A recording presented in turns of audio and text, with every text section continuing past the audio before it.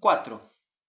El otoño fue fresco, tal como la señorita Putsin les había dicho que sería, pero el trabajo decreció de manera natural con los meses invernales y los días más cortos. En realidad apenas pasaba una hora sin una visita de un tipo u otro, y no se les permitía olvidar que llevaban una tienda que, como bien podrían decir, tenía la clientela menos fluctuante del mundo. Las estaciones la afectaban de igual manera que afectan a los viajes, pero no estaba sometida a ninguna otra influencia, consideración o convulsión como aquellas a las que está expuesta la población mundial. Esta población, que nunca aparecía exactamente en hordas simultáneas, sino en una corriente plena, rápida y constante, se sometía a la agradable experiencia y se marchaba, siguiendo su torpe camino, debidamente impresionada y edificada en diversos grados. Goethe se entregó sin reparo a la idea de intentar mantener una relación con el público. Incluso, al principio, había intuido que la oportunidad de un contacto tan infrecuente con el pueblo llano podría resultar tan interesante como cualquier otro aspecto de su trabajo. Tipos, clases, nacionalidades, modales, diversidades de conducta, maneras de ver, sentir o expresar pasaban por delante de él y se convertían, en cierta manera, en la experiencia de un hombre que había viajado poco. Sus viajes habían sido breves y austeros, pero la justicia poética, una vez más, parecía inclinada a actuar en su favor y colocarla en el lugar de toda Europa, donde tal vez confluyera un mayor número de razas. En cualquier caso, esta teoría lo llevaba hacia adelante, lo ayudaba a poner fin a sus inquietos comienzos y en cierto modo le doraba el pesado pan de jengibre, así se lo describía a su mujer, de su rutina diaria. Nunca habían conocido a mucha gente y su lista de visitas era escasa, lo que, de nuevo, confería cierta justicia poética al hecho de recibir visitas en tal escala.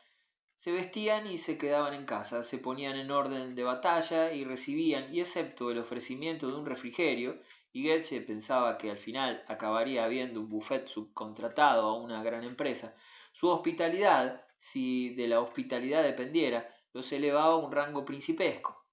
Así se iniciaron y, si bien al principio estuvieron a punto de desfallecer de cansancio, resurgieron animados y con las piernas fuertes, como si hubieran pasado unas vacaciones en los Alpes. Goethe opinaba que esta experiencia también representaba, como ventaja, similar maduración del espíritu, y con ello se refería a cierto dominio de una paciencia inalterable. La paciencia fue necesaria para el particular tipo de prueba que, cuando la temporada de animación estuvo de nuevo con ellos, se destacó como la más dura, la inmensa asunción de veracidades y santidades, de la solidez general de la leyenda con que llegaba todo el mundo. Sin duda, Goethe estaba bien preparado para hacerle frente y daba todo lo que tenía. Sin embargo, algunas veces creía percibir un vago resentimiento por parte de sus peregrinos, porque no les suministraba mayores dosis. En los relativamente ociosos meses de invierno, había empezado a irritarse cuando aparecía un peregrino solo. El piadoso individuo, entretenido durante media hora, algunas veces parecía ofrecerle la promesa de entretenimiento o la apariencia de una relación personal. Rememoraba las pocas visitas agradables que había recibido en el curso de una vida casi desprovista de interés social. Algunas veces le gustaba la persona, su cara, su manera de hablar. Un hombre educado, un caballero, no una de la manada. Una mujer elegante, despistada, fortuita, poco consciente de su presencia, pero que, mientras rondaba por la casa, hacía que se preguntara quién era. Estas oportunidades suponían para él sutiles anhelos y débiles revuelos. En realidad, actuaban dentro de él de una manera especial, extraordinaria. Le habría gustado hablar con esos acompañantes ocasionales, hablar de verdad con ellos, hablar como podrían haber hablado si se hubieran encontrado allí donde él no podría encontrarlos, en una cena, en el mundo, en una visita a una casa de campo. Entonces él podría haber dicho siempre sobre el santuario y el ídolo, cosas que en ese momento no podía decir.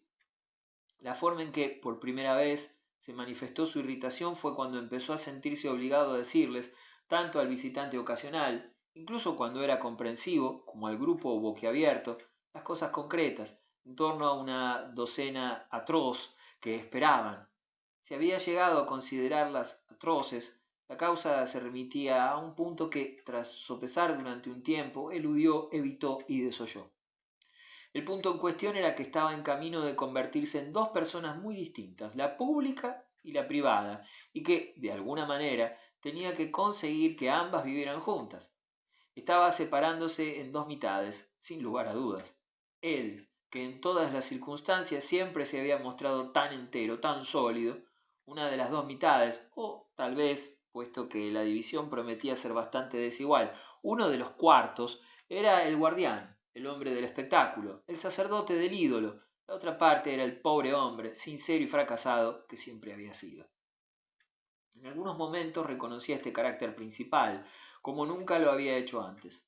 Cuando se asustaba ante la idea de que tal vez le aguardaba alguna reafirmación suprema de su identidad, aquella parte era sincera, sin duda, por el mero hecho de que era posible. Era pobre y fracasada porque estaba a punto de enfrentarse a lo que le daba sustento. Por supuesto, la salvación del hombre del espectáculo, estaría en mantenerse en el filo, en otras palabras, en no permitir que avanzara ni una pulgada.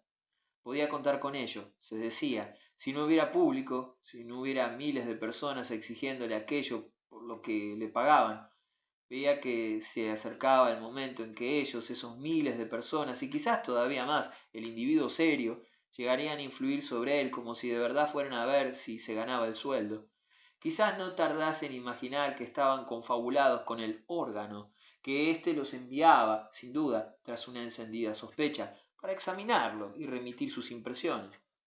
Fue el modo en que se derrumbó ante el peregrino solitario lo que lo condujo a sus primeras reflexiones. Se derrumbó ante la necesidad de hacer acopio de valor para sofocar una fe ciega.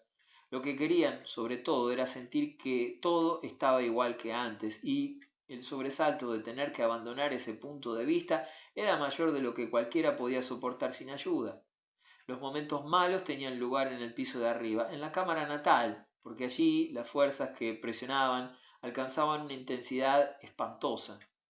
La mera expresión de los ojos crédulos, omnívoros, a punto de humedecerse, con que muchas personas miraban a su alrededor, podría llegar a hacer que le resultara difícil seguir comportándose con cortesía. A menudo iban en parejas, algunas veces uno de los dos había ido antes, y entonces se lo explicaban uno a otro. En ese caso, nunca corregía las explicaciones, escuchaba para aprender, tras lo cual señalaba a su mujer que lo que aprendía no tenía fin. Se daba cuenta de que, si algún día llegaba a derrumbarse, sería con ella en primer lugar. Le había lanzado indirectas e insinuaciones suficientes, pero ella seguía tan henchida de entusiasmo que no se daba cuenta o simulaba que no las entendía. La mayor complicación era que, con el regreso de la primavera y el incremento de visitantes, los servicios de su esposa eran más necesarios. Ella ocupaba el terreno con él, desde primera hora, acompañaba al grupo de arriba mientras él no quitaba ojo ni especialmente oído al grupo de abajo.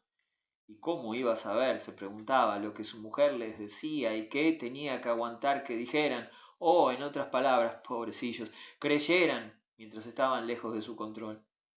Un día u otro, y no podía evitar la idea de que sucedería antes de que pasara mucho tiempo, tendría que hablar con ella de aquel asunto. El asunto era, concretamente, la vertiente moral de su posición.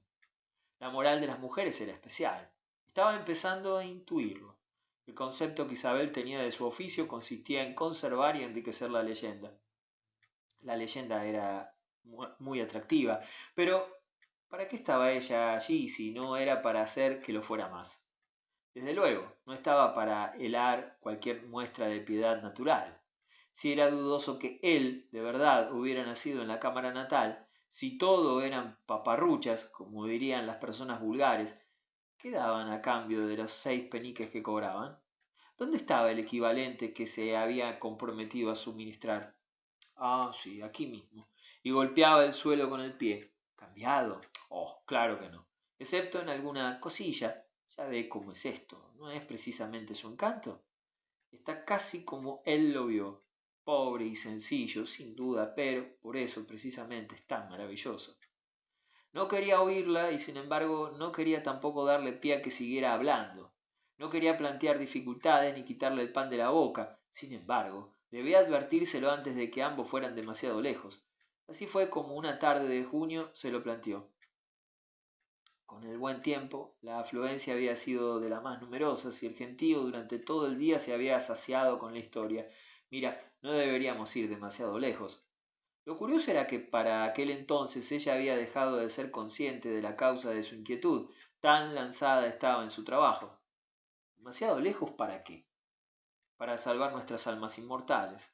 Isabel, no deberíamos contar demasiadas mentiras. Ella lo miró con terrible reproche. Ah, ¿ahora vas a empezar otra vez? Nunca he empezado, no quería preocuparte, pero mira, no sabemos nada. Y continuó mientras ella lo miraba fijamente ruborizada. No sabemos nada de que él haya nacido aquí. En realidad no sabemos nada de nada. No tenemos la menor muestra que sirva de prueba, de manera que no sigas insistiendo. ¿Insistiendo en qué? En que él nació. Pero al verle la cara se limitó a suspirar. Ay, madre mía. ¿No crees que él bien tuvo que nacer en algún sitio? Replicó cortante. Él vaciló. Era difícil sacudir aquel edificio. Bueno, no lo sabemos. Puede saberse muy poco. Cubrió sus huellas como ningún otro ser humano lo ha hecho jamás. Ella seguía con el traje de calle y no se había quitado los guantes que tenía el prurito de ponerse como parte del uniforme. Recordaba que lo llevaba la enérgica encargada del castillo situado en la región de Border, a la que había tomado como modelo. Tenía un aire oficial y ligeramente distante.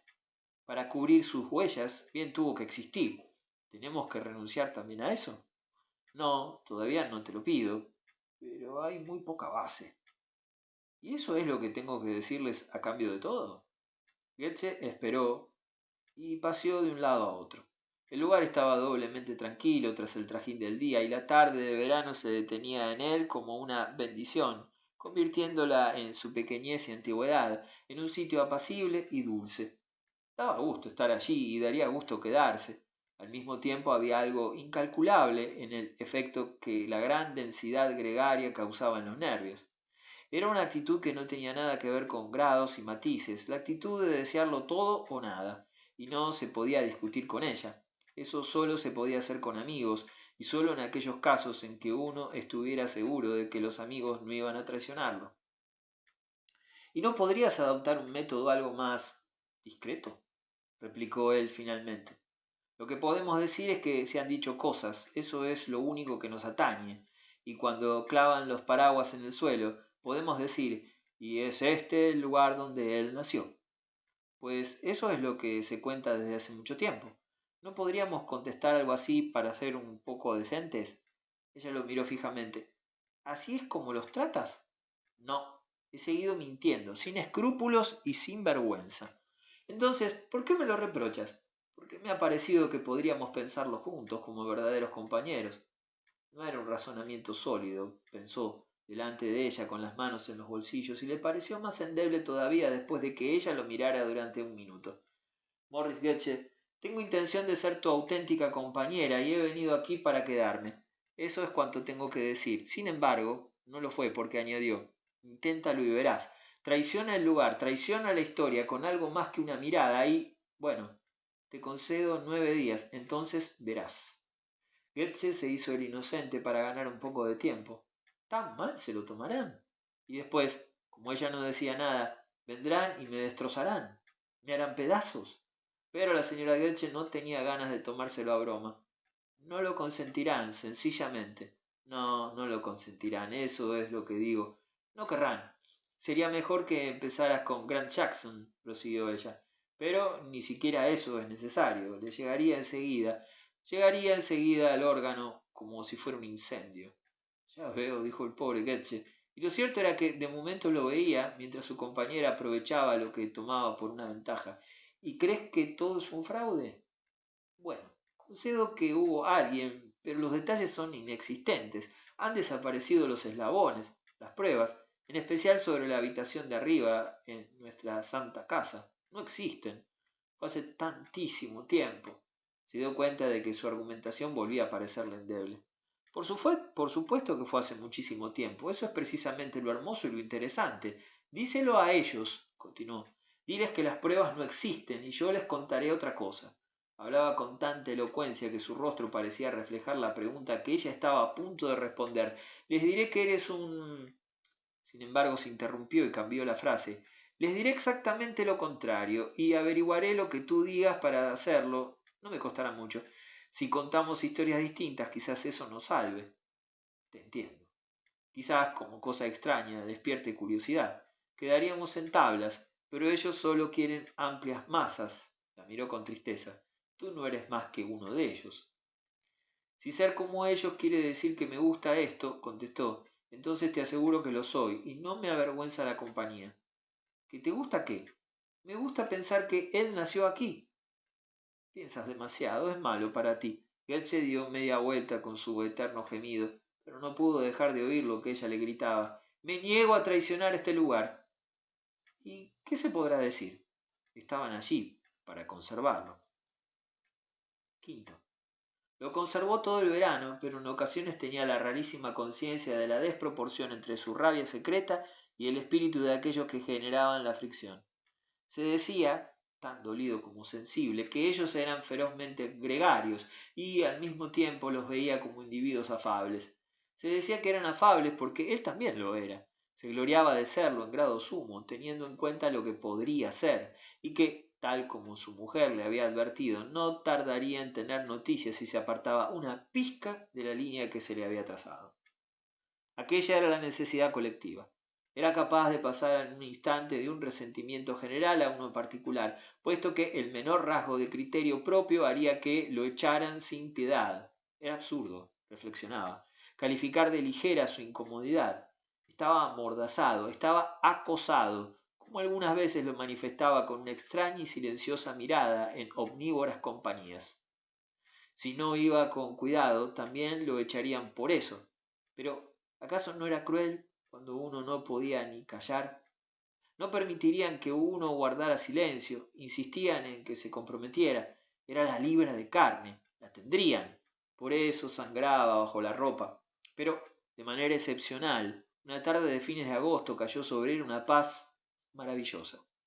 La tensión, como de costumbre, había sido alta, pero había ido disminuyendo con el paso del día y el lugar estaba ya vacío antes de que llegara la hora de cerrar.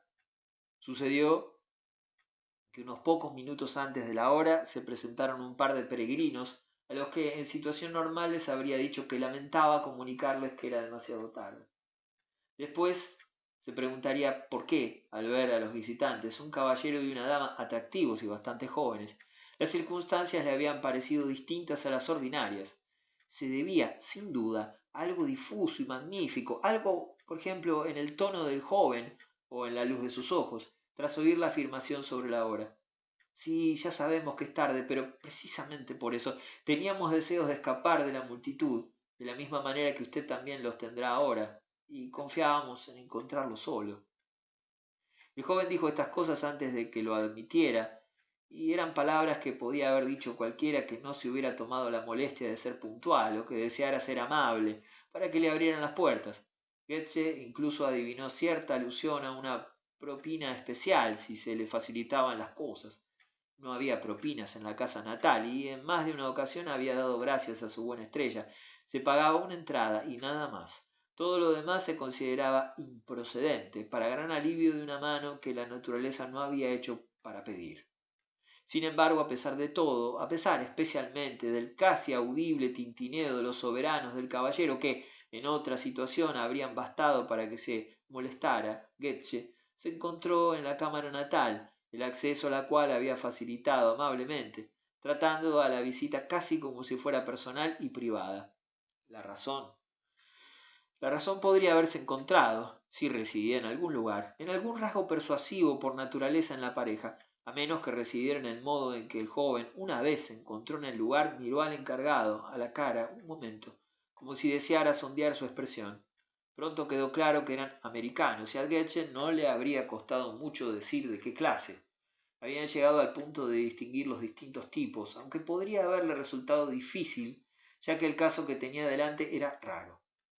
En realidad lo vio de repente, a la luz del dorado atardecer de aquella región central del país, que llegaba hasta ellos a través de ventanas viejas y bajas. Se dio cuenta con un arrebato de sentimientos inesperados y contenidos que alimentaron en él, por un momento, el deseo de conservarlo ante sí como caso de desmesurada felicidad. Hacía que se sintiera viejo, ajado, pobre, pero no por ello lo contemplaba con menor intensidad. Eran hijos de la fortuna, de la mayor fortuna, según le parecía a Morris Goethe, y resultaba evidente que se habían casado hacía poco. El marido, de rostro terso y suave, pero decidido y hermoso, varios años mayor que la mujer, y ésta, vaga, delicada, irregular, pero implacablemente bonita. De una manera u otra, el mundo era suyo. Dieron a la persona que cogió los 6 peniques en la casa natal una sensación de que aquel era el gran lujo de la libertad que nunca había tenido. La cosa era que el mundo era suyo, no solo porque tenían dinero, Goethe ya había visto ricos en números suficientes, sino porque, en un grado supremo, podían pensar, sentir y decir lo que quisieran. Poseían un carácter, una cultura, una tradición, una facilidad de alguna clase, todo ello combinado para producir un efecto de notable belleza, que daba luz a su libertad y fluidez a su tono. Por otra parte, nada de eso se veía menoscabado por el hecho de que estuvieran de luto. Probablemente lo llevarían por algún padre opulento fallecido recientemente o alguna madre delicada que, sin duda, sería origen de parte de aquella belleza y que a la le pareció a Goethe en la penumbra y en aquel momento de crisis el auténtico uniforme de su distinción. Más tarde no habría sabido decir qué camino tomaron para llegar a aquel punto, pero pasados 5 minutos se había convertido en parte de su presencia en la cámara natal, parte de la mirada del joven, parte del encanto del momento, y parte, sobre todo, de una extraña sensación en el interior de Goethe, de ahora o nunca. Ahora que éste se entregó de repente, lleno de emoción. No había sido consciente de que estuviera derivando hacia ese rumbo, en realidad solo había sido consciente de que pensaba en lo distinta que en toda su gama era aquella pareja, tan unida de otra pareja unida que él conocía. Eran todo lo que él y su mujer no eran. Esa fue, más que ninguna otra, la lección del principio de su conversación. Podría decirse lo mismo de miles de parejas que habían pasado ante él, pero de ninguna con tan interesante intensidad, y se debía a su libertad trascendente. Al cabo de pocos minutos se dio cuenta de que todo se resumía en aquello. El marido había estado allí en alguna ocasión anterior y había tenido alguna impresión que ahora quería compartir con su mujer, pero ya en aquel momento Goethe se dio cuenta, no se la había ocultado a ésta. Nuestro amigo, en definitiva, creyó advertir en el ambiente una agradable ironía que él todavía no había podido permitirse. Me parece que usted no estaba aquí hace 4 años. Fue casi la primera observación del joven. A Goethe le agradó que lo recordara y le agradó aquella franqueza, tanto más cuanto que no le había dado, en realidad, ningún pie. Los había dejado mirar en el piso de abajo y después los había acompañado al de arriba, pero sin palabras, sin la habitual cantinela del presentador de espectáculo que no se habría atrevido a repetir. Los visitantes no se lo pidieron. El joven había tomado el asunto en sus manos y de vez en cuando dirigía a la mujer alguna observación. Sin embargo, Goethe tenía la rara sensación de que aquellas observaciones lo tenían, en cierto modo, en cuenta. Había oído muchas otras, tanto del tipo mojigato como grosero, que podrían haberse tomado como desconsideradas con él, y de la misma manera que nada había ayudado al joven a identificarlo como nuevo vigilante, pronto empezó a unirlo cierto terreno común. Este terreno se hizo inmenso cuando el visitante añadió con una sonrisa: recuerdo que había una señora que tenía mucho que contar. Era la sonrisa del caballero, la ironía estaba allí. Ah, se han dicho muchas cosas. Y la mirada de Goethe a su interlocutor sin duda mostraba que tenía la sensación de que lo estaba sondeando. Por supuesto, era extraordinario que un completo desconocido hubiera adivinado el curso de sus pensamientos, hubiera captado el brillo de su comentario interior. Probablemente a su pesar, sus pobres ojos viejos lo revelaban. Por supuesto, en sitios como este, mucho de lo que se dice es totalmente irresponsable, se oyó añadir. ¿En sitios como este? Se estremeció al oír aquellas palabras en cuanto las pronunció. Sin embargo, sus agradables acompañantes no se estremecieron. Exactamente, todo esto se convierte en una especie de convención acartonada y petulante, como una muñeca sagrada y vestida de gala en una iglesia española que, como te atrevas a tocarla, eres un monstruo. Un monstruo, dijo Goethe, mirándolo a los ojos. El joven sonrió, pero Goethe tuvo la sensación de que lo examinaba con más atención. Un blasfemo. Un blasfemo. Aquello pareció caerle bien al visitante. Sin duda lo estaba mirando con mayor atención. A pesar de que no se lo tomaba a pecho, estaba interesado, al menos estaba divertido. Entonces, usted no pretende o, en cualquier caso, no insiste en que... Me refiero a su opinión personal. Goethe tuvo la sensación de que para el americano poseía una identidad que no habría tenido para un británico, y de acuerdo con esa percepción, nuestro amigo sintió el rápido impulso de ofrecer su testimonio. A usted no le insisto. El joven se echó a reír. ¿De veras? Le aseguro que no serviría de nada. Estoy demasiado interesado. ¿En derribarla? Preguntó su mujer con tono ligero. Según me has contado, eso es lo que te interesaría. ¿Le ha dicho que le gustaría derribarla? Intervino Goethe, aunque un poco tembloroso. La mujer, con su dulce desenvoltura, acogió esta franqueza de manera encantadora. Oh, quizás la casa no. Eso está bien.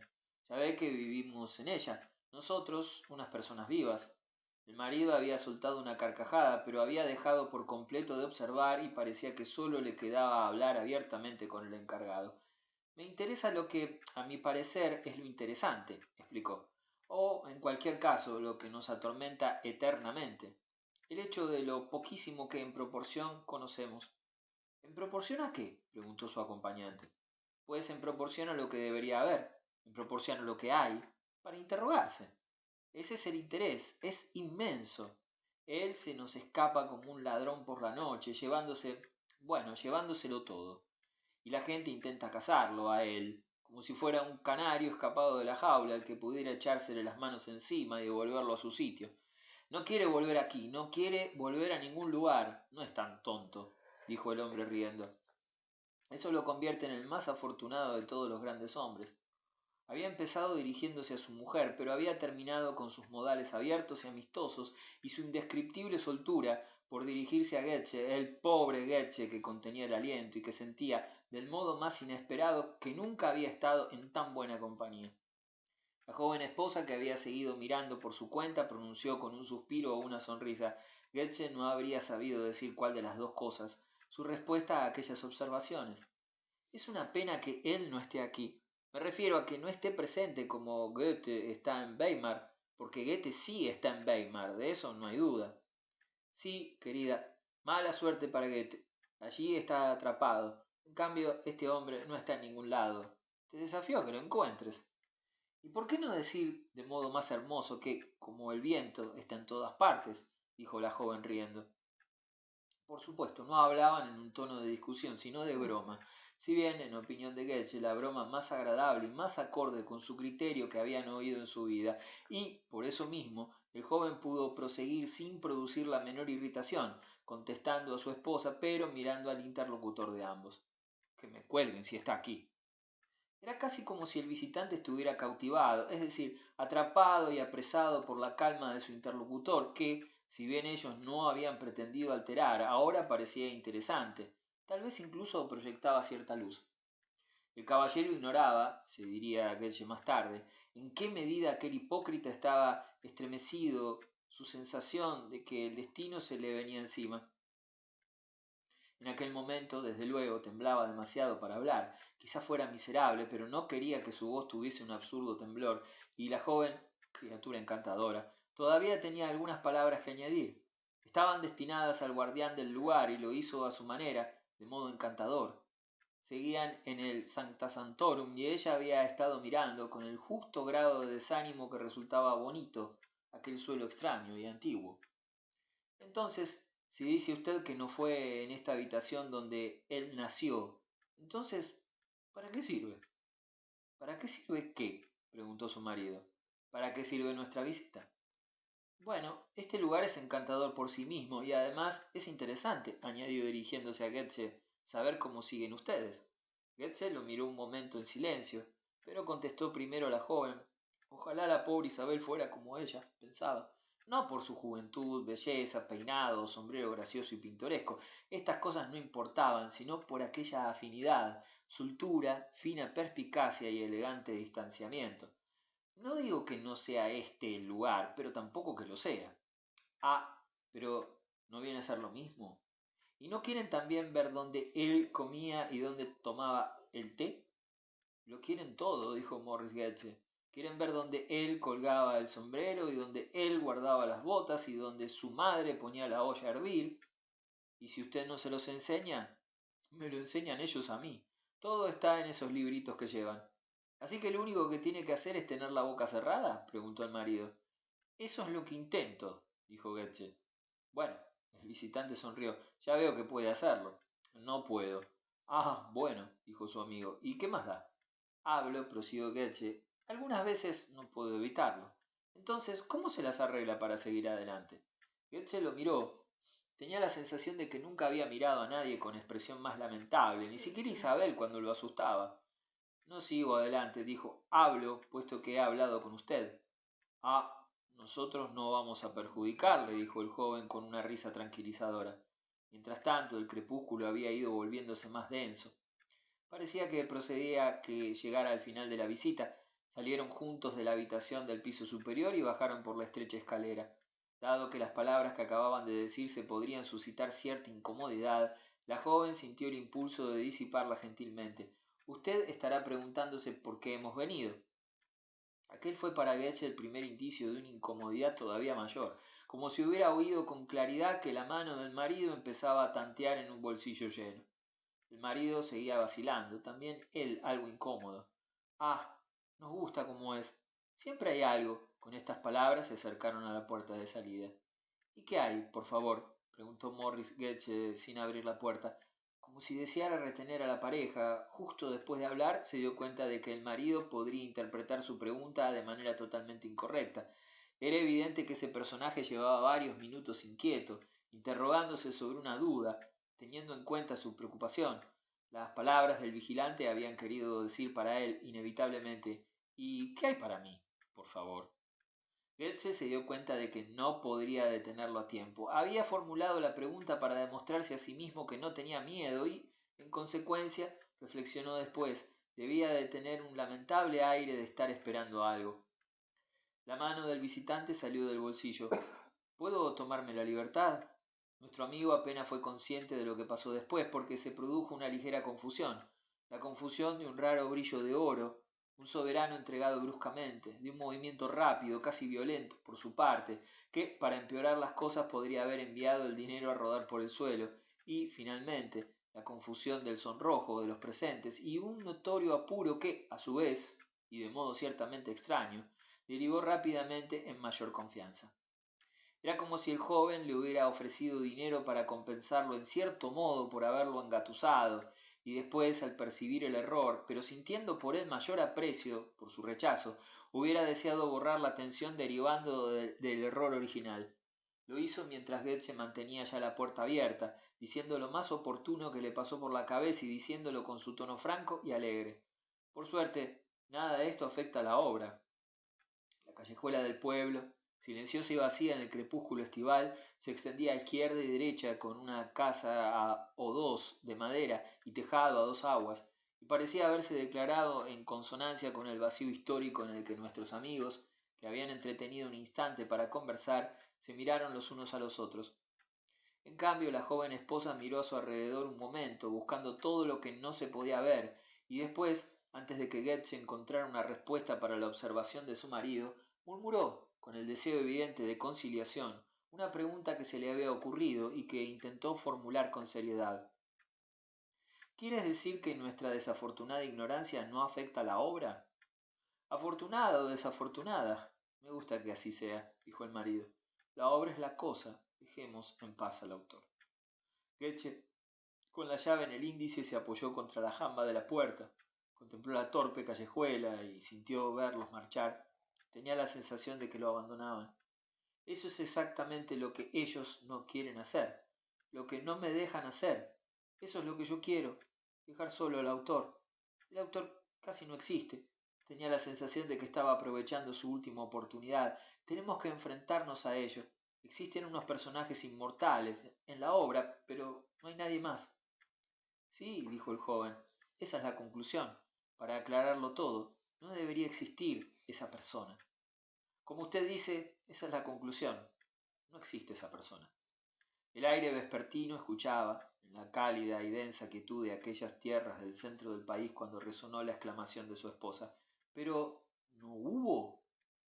Hubo alguien, dijo Goethe, apoyado en la jamba de la puerta, pero ellos lo han matado. Y, muerto como está, sigue adelante.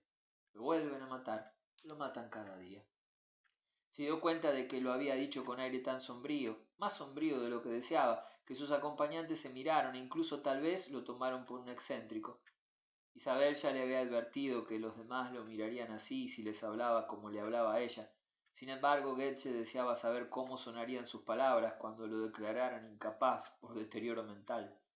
Entonces, si no hay autor, si no hay nada que decir excepto que no hay nadie, preguntó la joven sonriendo, ¿por qué tiene que haber una casa?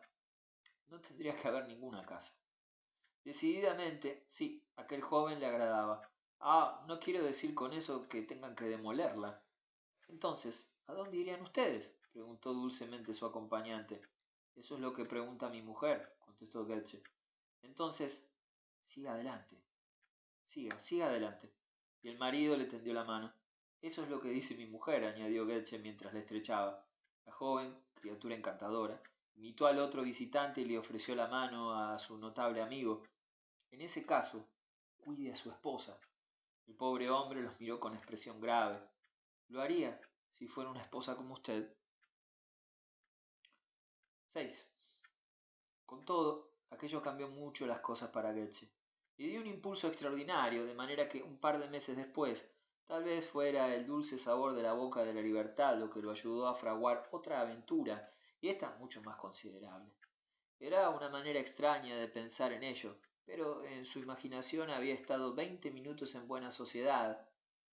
Pero este era el término que mejor describía para él la compañía de unas personas con las que, tal como él decía, no tenía que hablar de tonterías. A su modo, torpe sin duda, había afirmado su derecho a la sociedad y la dificultad residía en que, tras afirmarlo, no podía retractarse de aquella afirmación.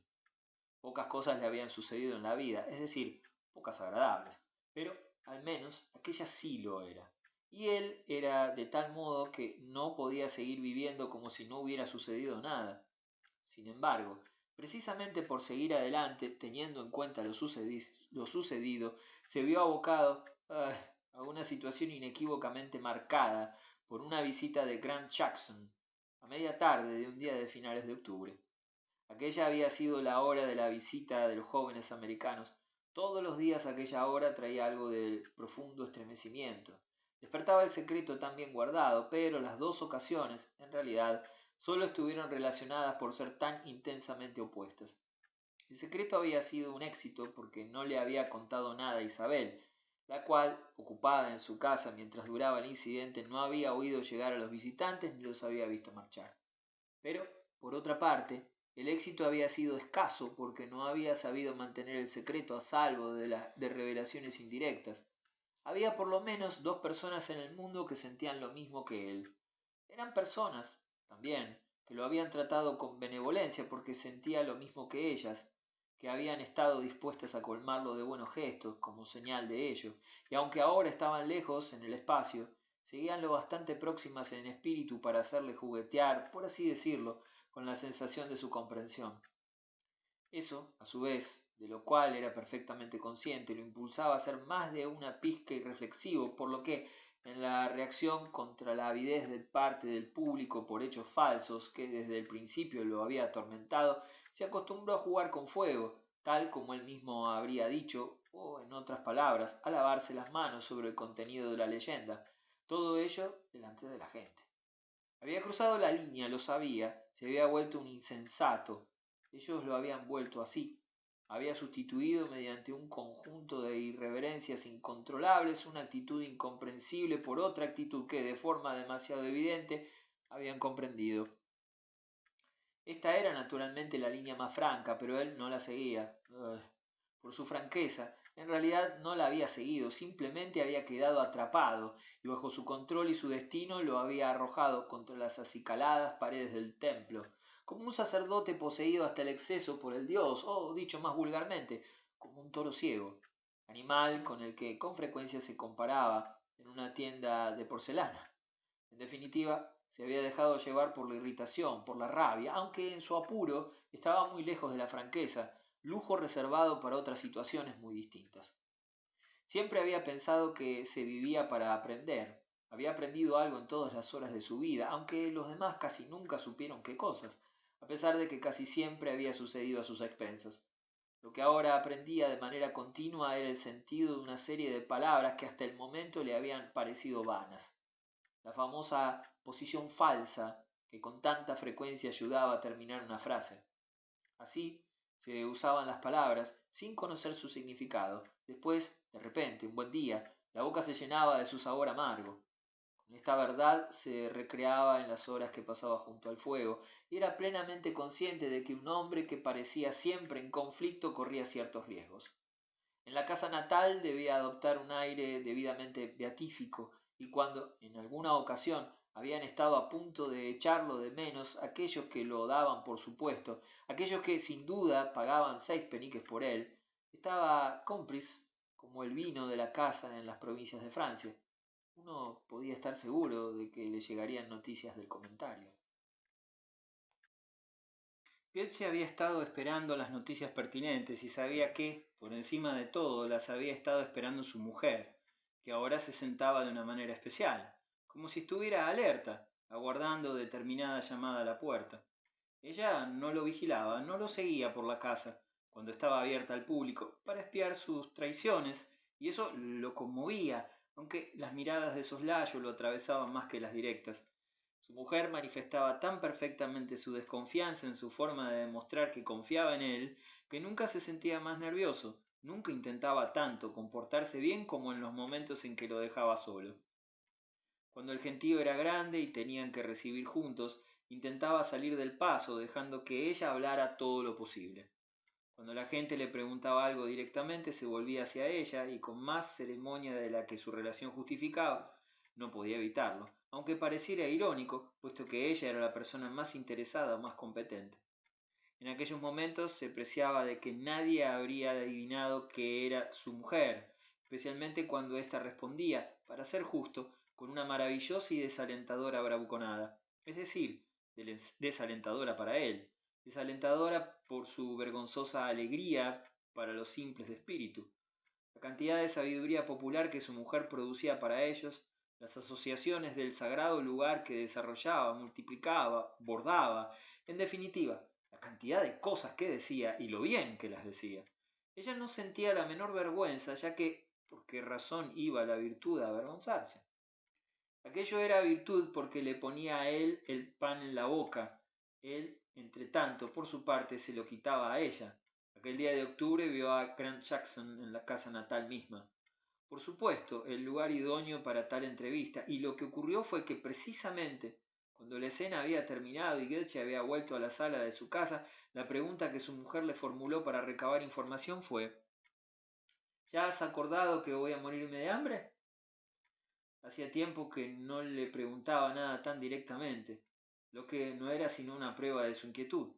La franqueza de la visita de Grant Jackson, tras la leve sinuosidad de la nota que le había mandado poco antes, hizo que la tensión fuera patente en su justa medida.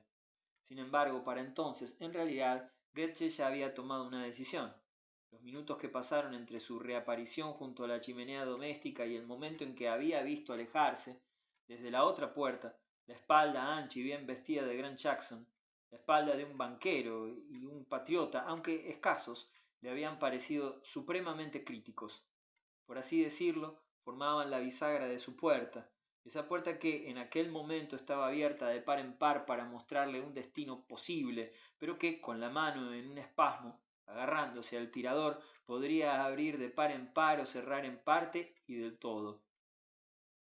Aguardó en la penumbra otoñal, en el pequeño museo que constituía el vestíbulo del templo, y allí, como si diera un firme empujón a la manivela de un torno, tomó la decisión contraria a la que había mantenido hasta el momento.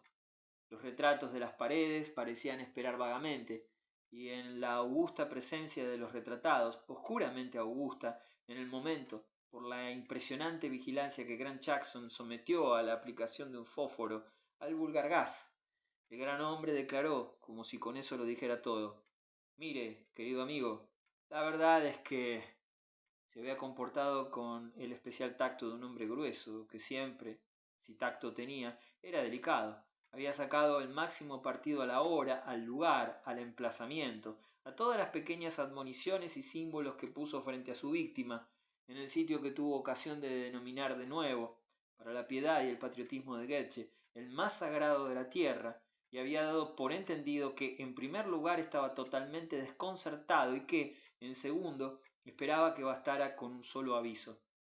Para no insistir demasiado en la cuestión de la gratitud, concedería que su reproche se basara, si era necesario, únicamente en la cuestión del buen gusto, sólo como una cuestión de buen gusto, pero estaba seguro de que no se vería obligado a decir más. Desde luego, el pobre Goethe habría sentido mucho obligarlo porque se daba cuenta de que aludía al mal gusto atroz de la ingratitud. Cuando dijo que no quería entretenerse en lo que el afortunado ocupante del puesto le debía por la recia batalla sostenida originalmente en su nombre, quería decir simplemente que quería hacerlo. En aquello consistió su tacto, en dejar claro que, como todo lo que se había mencionado en la escena, para ayudar, él dominaba todo el terreno. En otros tiempos Goethe había creído que nunca se lo podría agradecer bastante, aunque se lo había agradecido, consideraba casi de modo empalagoso, y nada que pudiera explicar de manera seria o coherente había sucedido desde entonces. En definitiva, desde el momento en que Goethe recibió la regañina, la defensa no tuvo fundamento y sí mostró, en lugar de una defensa, solo lágrimas ardientes. La mística penumbra del templo impidió a su amigo que las viera, o bien las hizo pasar por muestra de remordimiento. Las secó entonces con la yema de los huesudos pulgares, antes de ir a ver a Isabel. Aquello fue de lo más oportuno, pues a pesar de sus indagaciones solícitas y rápidas, él no hizo más que moverse por la habitación mirándola con intensidad. Después se detuvo un rato delante del fuego, con las manos a la espalda y los faldones de la levita separados, como quien disfruta de una posesión permanente. Su mujer pareció entender el indicio, sin embargo, formuló otra pregunta. ¿Te importaría contarme lo que ha dicho? Ha dicho: «Mire, querido amigo, la verdad es que...» ¿Y ya está? Prácticamente, excepto que soy una bestia ingrata. Bueno, respondió ella sin discrepar. ¿Crees que lo soy? ¿Son esas las palabras que ha empleado?, preguntó ella con cierto escrúpulo. Goethe siguió pensando. Las palabras que ha empleado han sido que estoy arruinando el espectáculo y que por diversas fuentes ha llegado la noticia hasta ellos. Se habría dado cuenta hasta un niño. Y después, como su marido no decía nada, añadió: ¿Han sido esas sus palabras? Exactamente. No podría haber empleado otras mejores. ¿Y lo ha llamado el espectáculo?, preguntó la señora Goethe. Claro que sí, el mayor del mundo. Ella se estremeció sin dejar de escrutarlo. Pensó un poco, pero solo un instante. Bien, lo es. Entonces tiene su importancia haberlo arruinado, pero, añadió, me he retractado. ¿Quieres decir que te ha convencido? Quiero decir que me ha asustado. Por fin, dijo agradecida. Ha sido fácil, solo han sido 2 palabras, pero aquí estoy. Isabel lo miró con expresión menos dura. ¿Y cuáles han sido esas 2 palabras? ¿Sabe usted, señor Goethe, que esto no puede ser? Nada más. Pero es sobre todo el mundo en que lo dice un hombre como él. En ese caso me alegro, aseguró la señora Goethe con franqueza, de que él sea un hombre así. ¿Cómo se te ocurrió siquiera que fuera posible? Bueno, fue mi espíritu crítico, ni siquiera sabía lo que tuviera, hasta que ellos llegaron y al ponerme en este puesto lo despertaron. Desde entonces, de un modo u otro, ¿no lo ves?, he tenido que vivir con él y tenía la sensación de que, de un modo u otro, dándole tiempo y a largo plazo, debería colocarse arriba del todo. Pero es lo que él dice. No puede ser, así que debo ponerlo. Lo he puesto en el fondo del todo. Un sitio muy bueno para el sentido crítico. E Isabel, ahora ya más plácida, dobló la labor. Sí, por supuesto, puedes dejarlo allí. si no se empeña en subir. No puede empeñarse. Seguía delante del fuego, observando la habitación cálida y el techo bajo, apacible a la luz de la lámpara, con el zumbido de la tetera y con la cortina corrida delante de la ventana emplomada, una corta cortina de arretín sabiamente escogida por Isabel para producir un efecto de antigüedad y que poseía la especial virtud de que a través de ella, en la calle, la luz de la habitación se veía rojiza. Ha muerto, prosiguió. Acabo de matarlo. En realidad hablaba para que ella le hiciera preguntas. ¿Ahora mismo? Allí, en el otro sitio. Lo he estrangulado, pobrecillo, en la oscuridad. Si sales a mirar verás sangre. Lo que, la verdad, añadió tratándose de un altar de sacrificio, tampoco está mal, pero el lugar está salpicado para siempre. No quiero ir a mirar. Descansó las manos juntas en la labor doblada sobre el regazo, con los ojos clavados en él, y él reconoció una mirada que ya había visto antes. Morris, en cierto modo, estás fuera de tus cabales. Y después añadió más alegremente, es una suerte que no haya sido demasiado tarde. ¿Demasiado tarde para pasar por eso? Demasiado tarde para que ellos te dieran esta segunda oportunidad que agradezco a Dios que hayas aceptado. Sí, si hubiera sido... y miró a lo lejos, como si viera la calle gélida a través de la ventana. Después se volvió de nuevo hacia ella. Todavía tengo miedo. Por ti, quiero decir, añadió. Y yo quería decir por ti. Imagina que hubieras venido a anunciarme ahora que nos habían echado.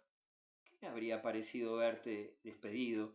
Sí, a la calle, añadió mientras sus ojos se movían una vez más desde su pequeño círculo cálido hacia la noche de principios de invierno, al otro lado del cristal, hacia los pasos escasos y rápidos, las puertas cerradas, las cortinas corridas como la suya, tras la cual el pequeño pueblo, insulso, intrínsecamente aburrido, se preparaba para cenar. Él se puso rígido mientras se calentaba la espalda, puso la cabeza recta y se agitó un poco, como si quisiera enderezar los hombros caídos, pero tuvo que reconocer que ella tenía razón. ¿Qué habría sido de nosotros? ¿Qué habría sido? Habríamos tenido que mendigar para comer, o yo habría tenido que ponerme a lavar. Él guardó silencio un rato. Soy demasiado viejo. Debería haber empezado antes. ¡Ah, por Dios! Exclamó ella. El problema es que no sé hacer otra cosa, prosiguió él. Nada en absoluto, coincidió ella con entusiasmo. Mientras que aquí, si lo cultivo un poco, quizás todavía pueda mentir. Pero debo cultivarlo. Oh, querido Morris. Se levantó para darle un beso. Haré todo lo que pueda, dijo él. 7. ¿Se acuerda de nosotros? Preguntó el caballero y sonrió. La dama que estaba a su lado también sonreía. No hablaba como un peregrino ansioso o un turista pesado, sino como un viejo amigo. La historia se repetía de una forma que Goethe nunca había esperado. Casi todo era igual, salvo que se encontraban hacia el tibio final del mes de abril, salvo que los visitantes ya no estaban de luto y mostraban todo su esplendor, además de parecer, igual que, sin duda, el mismo Goethe, aunque de modo tan distinto, un poco mayores, y sobre todo, salvo que volverlos a ver de repente lo afectó de una manera totalmente inesperada. Estamos otra vez en Inglaterra y nos encontrábamos cerca. Tengo un hermano en Oxford con el que hemos pasado el día y se nos ha ocurrido venir aquí, dijo el joven con tono agradable mientras nuestro amigo reparaba en la extraña circunstancia de que les estaría pareciendo que los miraba con asombro y frialdad. Se habían presentado igual que la otra vez, a la hora tranquila del cierre. Otro agosto había pasado y aquella era la segunda primavera. La casa natal, dada la hora, estaba a punto de suspender su actividad hasta la mañana siguiente. Se había ido ya el último rezagado y a los visitantes les apetecía otra vez dar una vuelta solos. Sin duda, parecía que así lo permitían los términos en que se habían separado la última vez, de manera que si, de modo inconsciente, se quedó mirándolo fue precisamente porque estaba lejísimos de haberlos olvidado.